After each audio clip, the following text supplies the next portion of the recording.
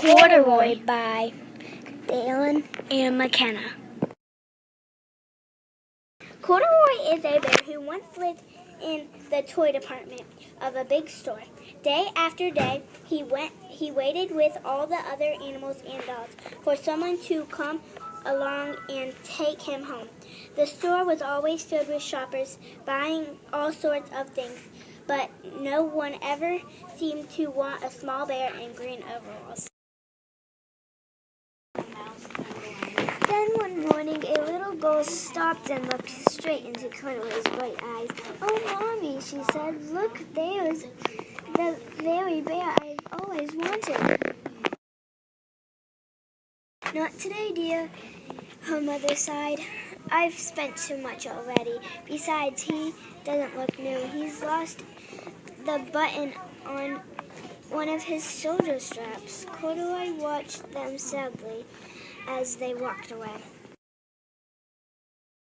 "I didn't know I lost a button," he said to himself, "though I'll go and see if I can find it."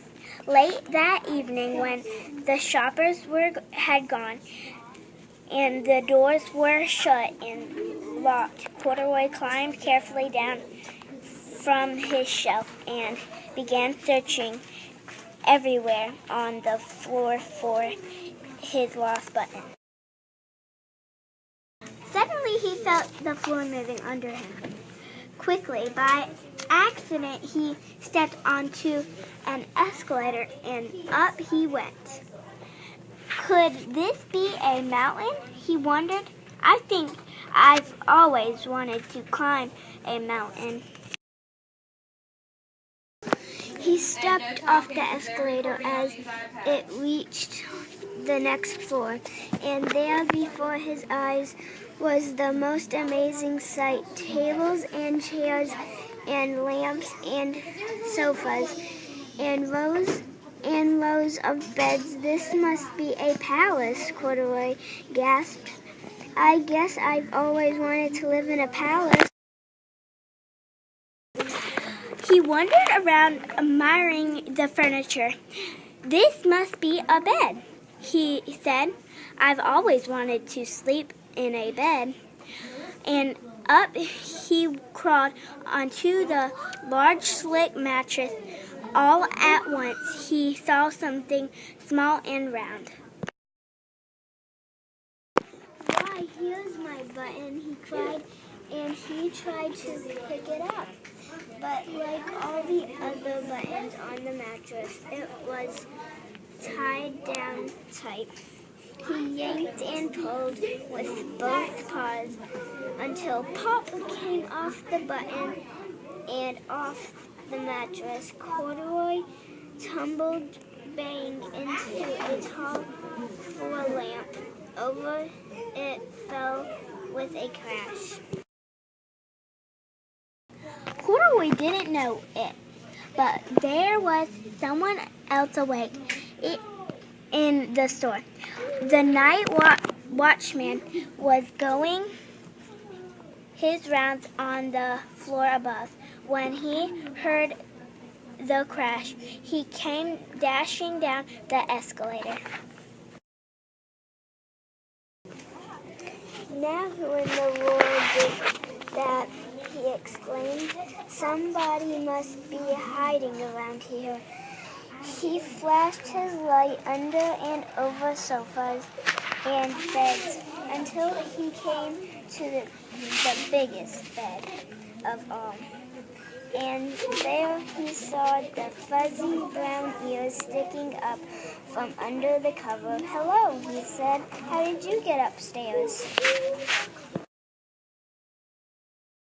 The watchman took Corduroy under his arm and carried him down the escalator and set him on the shelf in the toy department with the other animals and dolls.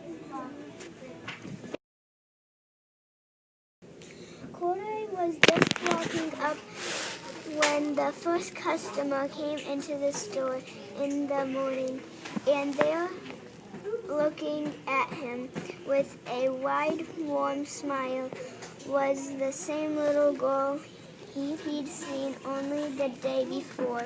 "I'm Lisa," she said, "and you're going to be my very own bear.